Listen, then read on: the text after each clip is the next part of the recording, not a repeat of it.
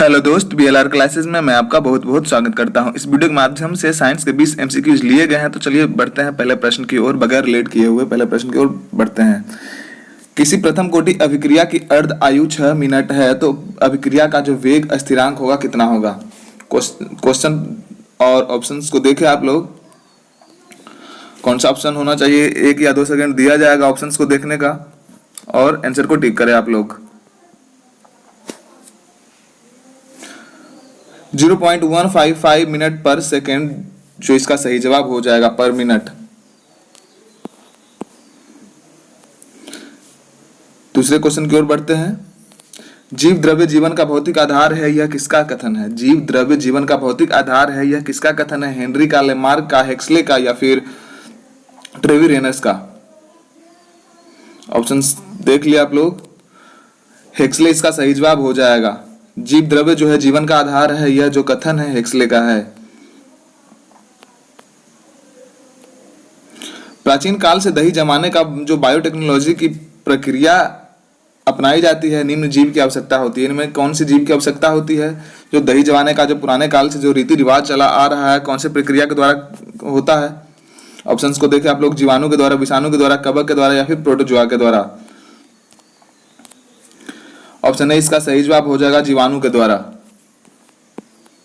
Bacteria के द्वारा दही को जमाया जाता है। लैक्टोबैसिलस बैक्टीरिया होता है, उसी से दही का फॉर्मेशन होता है।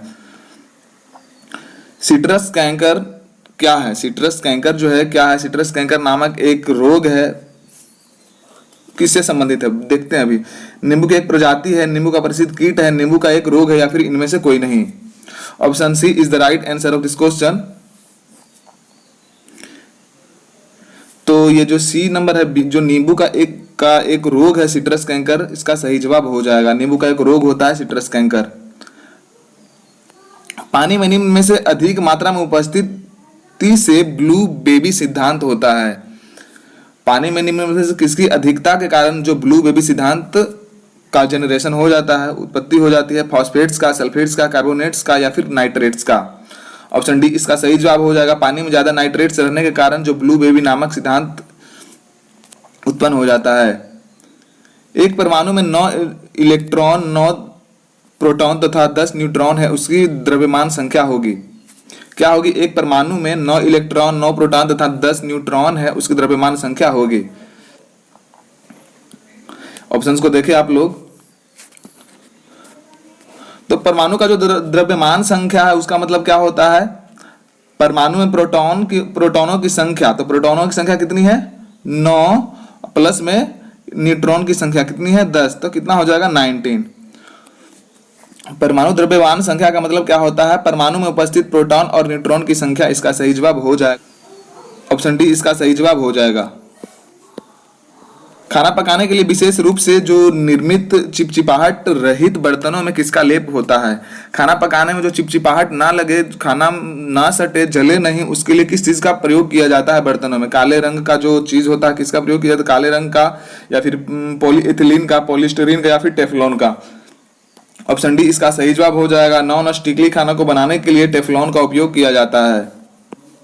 विद्युत उत्पन्न करने के लिए कौन सी धातु का उपयोग होता है। जो विद्युत उत्पन्न करने के लिए कौन सी धातु का उपयोग होता है, यूरेनियम का, लोहा का, तांबा का या फिर एल्युमिनियम का। ऑप्शन ए इसका सही जवाब हो जाएगा। यूरेनियम का उपयोग किया जाता है। नाभिकीय जो रिएक्टर होता है उसमें भी यूरेनियम का ही उपयोग किया जाता है। पौधों की लंबाई में वृद्धि के लिए आवश्यक नहीं है। निम्नलिखित में से कौन जो है पौधे की लंबाई के का जिम्मेवार नहीं है। सोडियम है, कैल्शियम है, नाइट्रोजन है या फिर फास्फोरस है। ऑप्शन ए इसका सही जवाब हो जाएगा। जो सोडियम है इसके लिए जिम्मेवार नहीं है। निम्न में से कौन सी धातु बिजली की सबसे अधिक सुचालक है। सोना, चांदी, तांबा या फिर जस्ता। बहुत ही सामान्य सा क्वेश्चन है यह। ऑप्शन बी इसका सही जवाब हो जाएगा। जो चांदी जो होता है बिजली का सबसे अधिक सुचालक होता है, गुड कंडक्टर ऑफ इलेक्ट्रिसिटी। रक्त में पाई जाने वाली धातु कौन सी होती है। कैल्शियम, जिंक, सोडियम या फिर लोहा। ऑप्शन डी इसका सही जवाब हो जाएगा। हमें पता ही होगा, हम सबको पता होगा कि लोहा जो होता है रक्त में पाया जाता है। निम्नलिखित में से कौन से युग्मों में से किस एक में क्रमशः सबसे हल्की धातु तथा सबसे भारी धातु है। लिथियम एवं पारा, लिथियम एवं ओस्मियम, एल्युमिनियम और ओस्मियम, एल्युमिनियम और पारा। ऑप्शन बी इसका सही जवाब हो जाएगा। लिथियम सबसे हल्की धातु है, लिथियम सबसे हल्की धातु है और ओस्मियम जो है सबसे भारी धातु है। निम्न में से कौन सा यौगिक है? निम्न में से कौन सा यौगिक है? स्टील, पीतल, रेत या फिर हीरा? कौन सा यौगिक है? ऑप्शन सी इसका सही जवाब हो जाएगा। रेत एक यौगिक का उदाहरण है।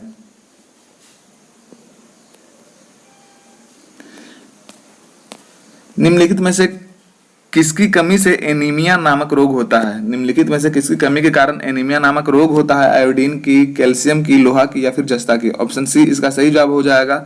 शरीर में लोहे की कमी के कारण हमें एनीमिया नामक रोग हो जाता है। आलू किस कुल से संबंधित है? आलू जो है किस कुल से संबंधित है? सोलेनेसी, कंपोजिटी, ग्रैमिनी या फिर क्रूसीफेरी? ऑप्शन बी इसका सही जवाब हो जाएगा। ऑप्शन ए इसका सही जवाब हो जाएगा, जो सोलेनेसी कुल से संबंधित है आलू, सोलेनेसी।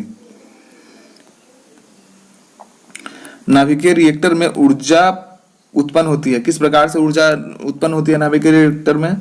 नियंत्रित नाभिकीय संलयन द्वारा, अनियंत्रित नाभिकीय संलयन द्वारा या फिर नियंत्रित नाभिकीय विखंडन द्वारा या फिर अनियंत्रित नाभिकीय विखंडन द्वारा? ऑप्शन को एक बार फिर से देख लें आप लोग। तो ऑप्शन सी इसका सही जवाब हो जाएगा। जो नाभिकीय रिएक्टर में ऊर्जा का उत्पादन होता है नियंत्रित नाभिकीय विखंडन के द्वारा होता है। अगला क्वेश्चन है, यदि सामान्य पानी में कोई अंडा डाला जाए तो वह डूब जाता है, पर यदि पानी में काफी मात्रा में नमक मिला दिया जाए तो उसमें अंडा का कंडीशन क्या होगा?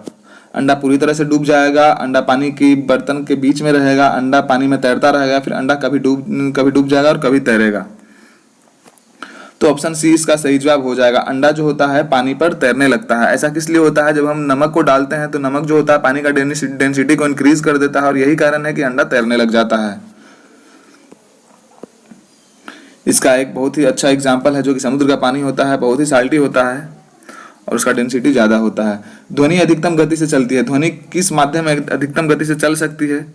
किस स्टेट में? जल में, स्टील में, शून्य में या फिर हाइड्रोजन में? तो हमें पता है कि जो ध्वनि की जो चाल होती है सॉलिड स्टेट में सबसे ज्यादा होती है। तो इसमें सॉलिड क्या है सबसे ज्यादा? तो स्टील। इसका सही जवाब हो जाएगा ऑप्शन बी। कंपोजिटी कुल का हानिकारक पौधा है। कंपोजिटी कुल का हानिकारक पौधा कौन सा है? गेंदा, पार्थेनियम, सूर्यमुखी या फिर उपयुक्त में से सभी? तो ऑप्शन बी इसका सही जवाब हो जाएगा। जो पार्थेनियम है कंपोजिटी कुल का हानिकारक पौधा है। आज का लास्ट क्वेश्चन है। क्वेश्चन अच्छा लगे तो लाइक और सब्सक्राइब अवश्य करें, अपने दोस्तों के साथ में शेयर भी करें और बने रहे लगातार बीएलआर क्लासेस में। यहाँ मिलता है आपको अच्छे प्रकार का प्रश्न जो कि आपके लिए बहुत उपयोगी हो सकता है। प्लांक नियतांक का मान कितना होता है? प्लांक नियतांक का मान कितना होता है बोले तो जो प्लांक कांस्टेंट का वैल्यू कितना होता है? ऑप्शंस को देखें आप लोग सही से। कुछ समय दिए जाते हैं, कुछ सेकंड्स दिए जाते हैं ऑप्शंस के लिए। तो ऑप्शन बी इसका सही जवाब हो जाए 6.63 × 10⁻³ जूल सेकंड। तो आज के लिए सिर्फ इतना ही क्वेश्चन था। फिर मिलेंगे नेक्स्ट वीडियो में। धन्यवाद। जय हिंद।